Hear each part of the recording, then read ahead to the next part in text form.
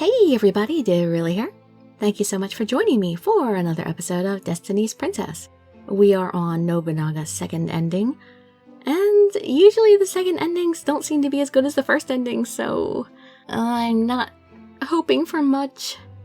Well, okay, I am hoping for much, but not expecting it. Let's hope for a happy ending, please! Especially since he knew what was going on and all, and he had this big plan and everything, and it worked out so well. Well, we'll see what happens. Our choice now is, please take me somewhere far away. Please, take me somewhere far away. I pleaded with him. Where do you want to go? Nobunaga replied in a way to spoil me. I don't care where we go. As long as it's a place where I don't have to think about anything anywhere is fine. I didn't want to think about it anymore. Not about the castle, and not about the dagger. I just wanted to spend some quiet time with just the two of us. I got it. I'll arrange for something just like you wished it. Nobunaga kissed my forehead. He looked over to the vassals that didn't make it out before the castle fell and roared.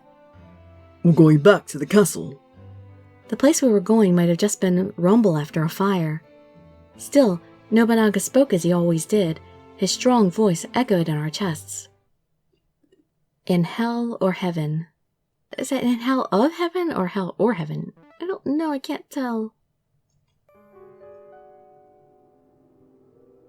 I didn't know when the strange occurrence had happened.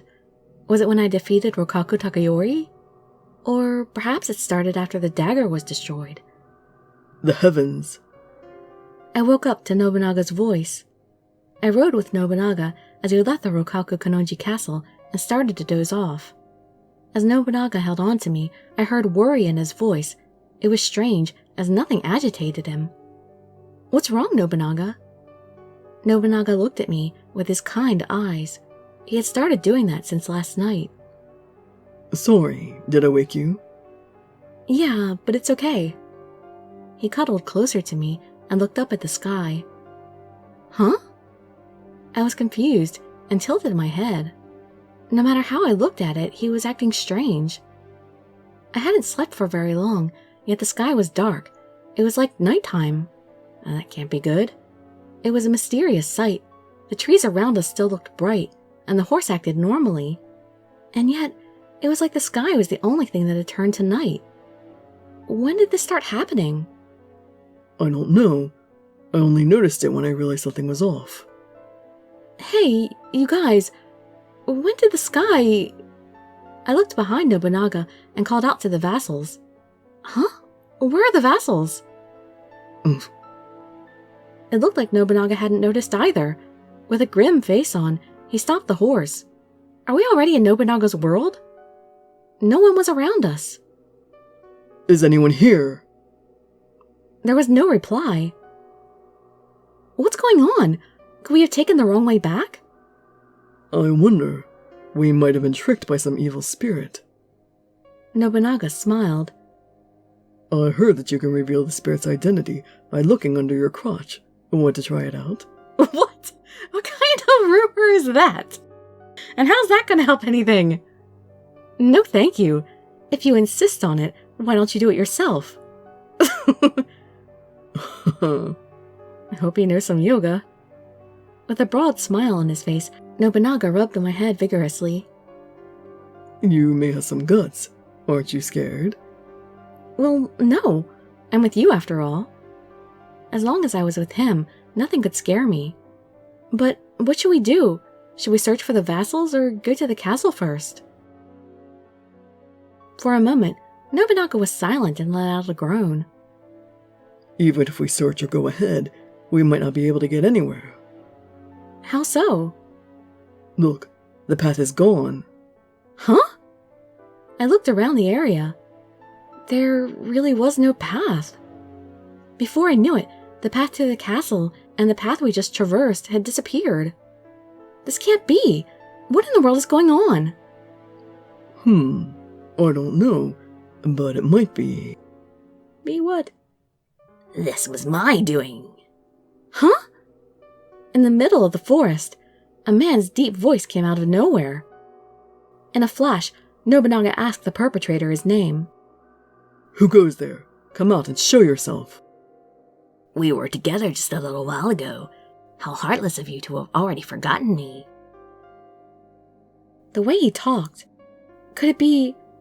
Are you the small demon from the dagger? Ha ha ha. Oh, I thought you had disappeared. Goodness gracious, no. I had already been released from the dagger. I wouldn't have died from having my container broken. Still, what business do you have? I'm sure you didn't come to have idle talk with us. I just came to grant a small wish the princess made. My wish? What are you talking about? Oh, have you already forgotten?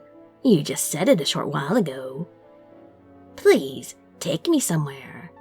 As long as it's a place I don't have to think about anything, anywhere is fine. The small demon spoke in a feminine voice. Oops, sorry I didn't do that. That was my voice. It felt so strange, hearing my own voice coming from somewhere in the sky. How is this place? It's a dream come true, isn't it? It's quiet, and you're alone together. Nobunaga forcefully pulled me towards him. Is this all you wanted to show us? A place with nothing around it? Unlike the princess, you lack any sort of charm. After it spoke in a loathsome voice, it pulled itself together and fixed its tone. Well, it's fine. When you've grown tired of each other, you should go down that path. I'm sure you'll find something interesting. Well then, princess, farewell. When you make your way to the underworld, by all means, let me taste that body of yours again.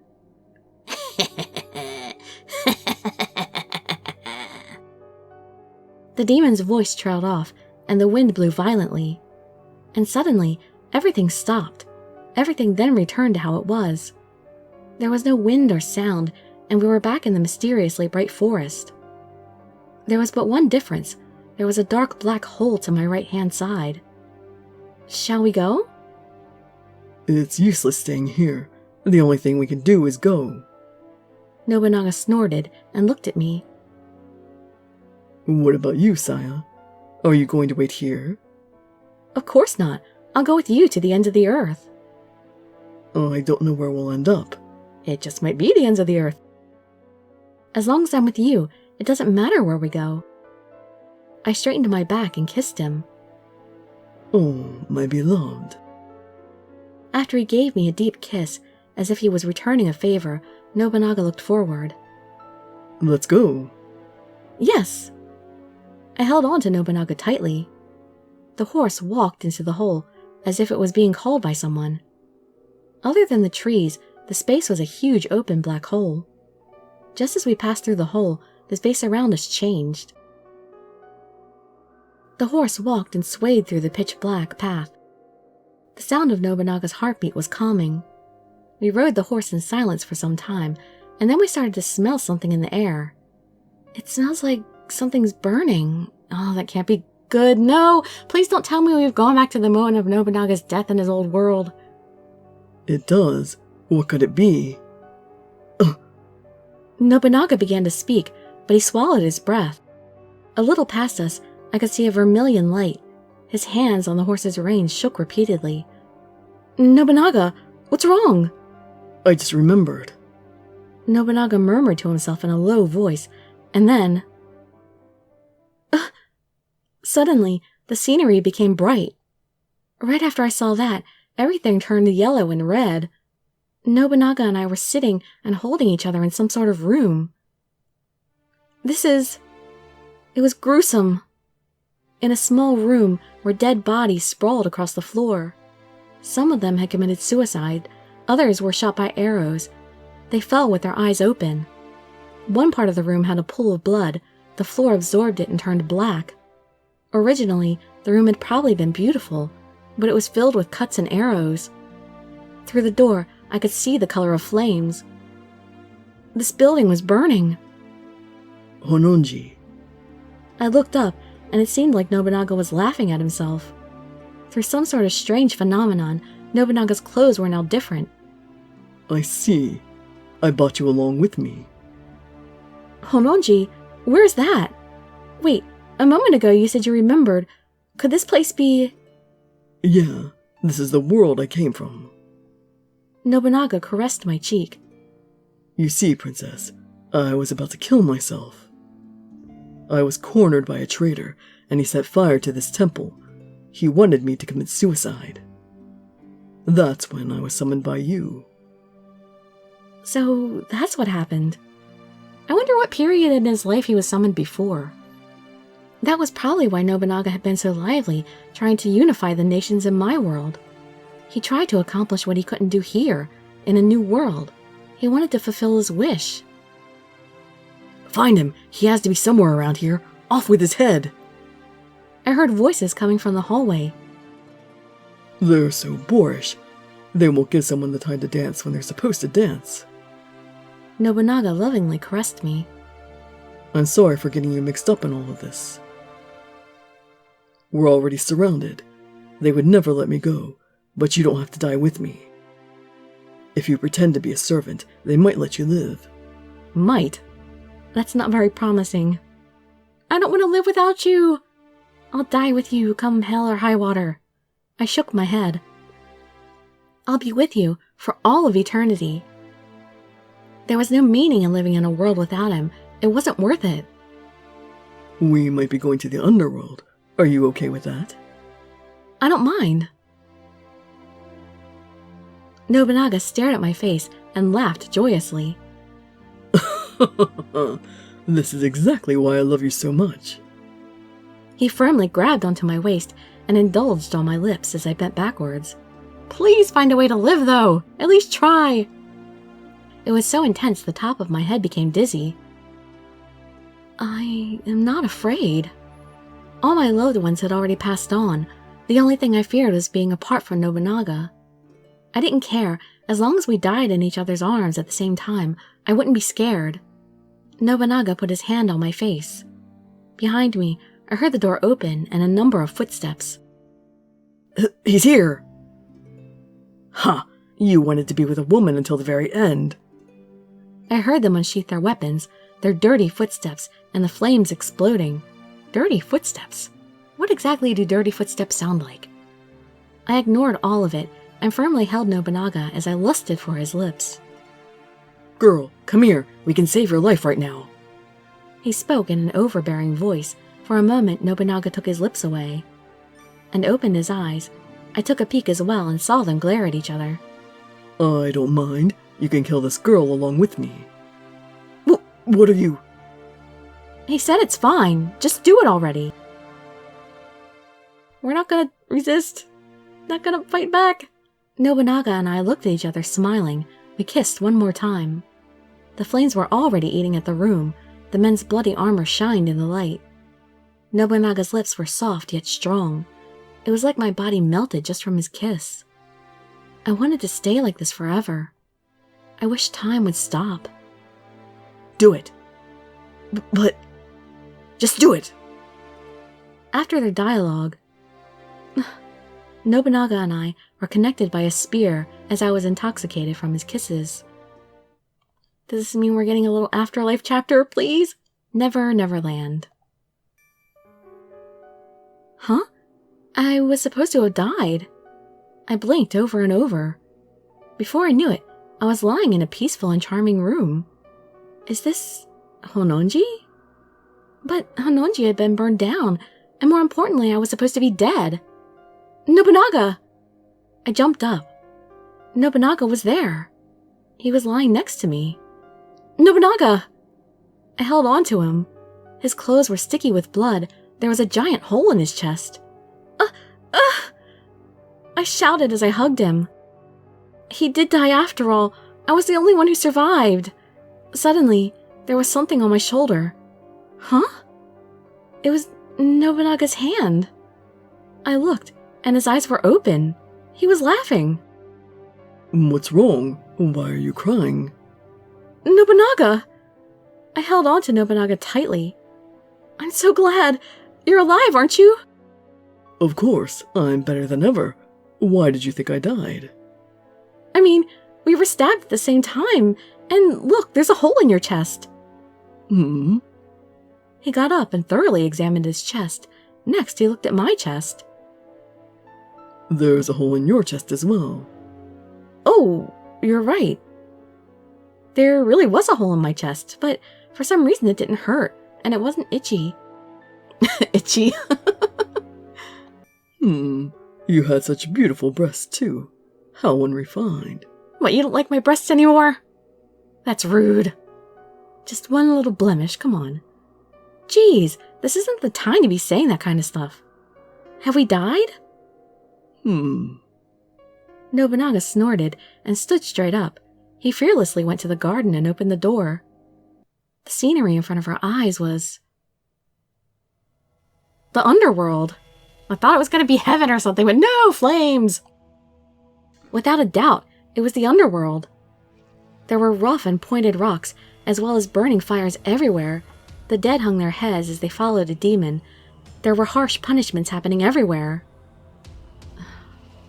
For a while, Nobunaga looked at the scenery in silence. Can we go back in the room? He then smirked.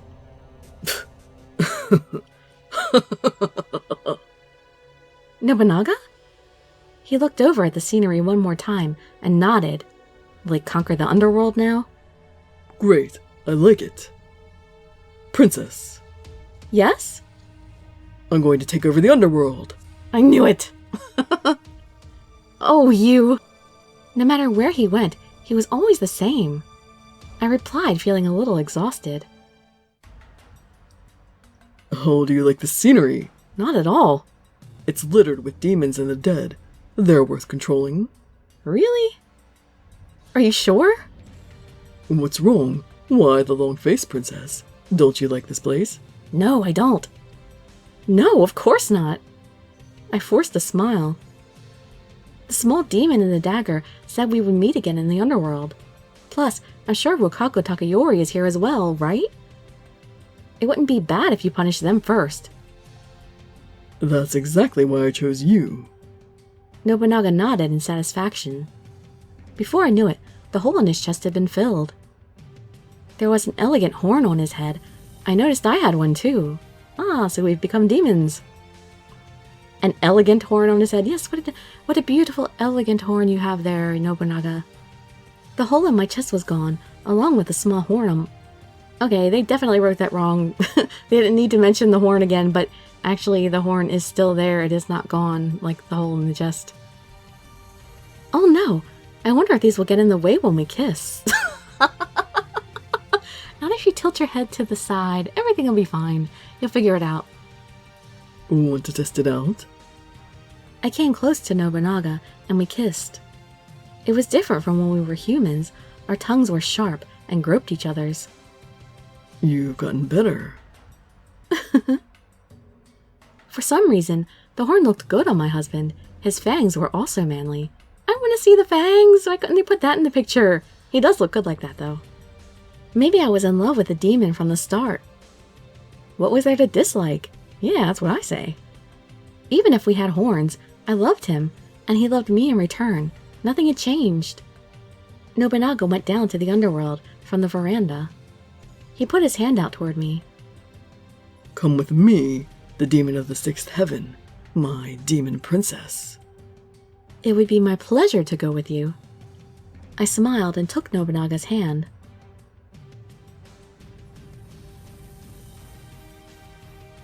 The end. I like that one. Okay, I did actually like that second ending better than the first one. Because yay, like I said, even if it's an afterlife, as long as we're together, it's good. It's better than one of us dying and leaving the other alone. Or dying just together and not having anything after that. Hanbei needed an afterlife scene. If they had just given him that, everything would have been okay. But no, they couldn't do that for us. Alright, well anyway, next episode is going to be the sequel end date. And then I think I'll be done with Destiny's Princess for now. Because there's just too many things to do and I need to work on getting out of debt and everything. All of this was in my last audio log. So I'm sorry I probably won't be finishing this series, but, well, hopefully that gives some of you some incentive to actually buy the game, maybe. To read the last two routes for yourself. I mean, I know you can just look up anybody's videos on YouTube for the others, but still, you know, the whole idea of my channel is to motivate people to buy Otome games so that they'll become more popular. So hopefully I've done that for some people. But yeah, real life matters beckon, unfortunately. But there will be videos of other games that you can look forward to. So I hope to see you in my future videos, and I'd be so grateful for any likes, comments, subscriptions, or shares with your friends to show some support. Thank you so much for joining me, and I wish you all health, happiness, and safety. Dirili signing out. Bye-bye, everybody.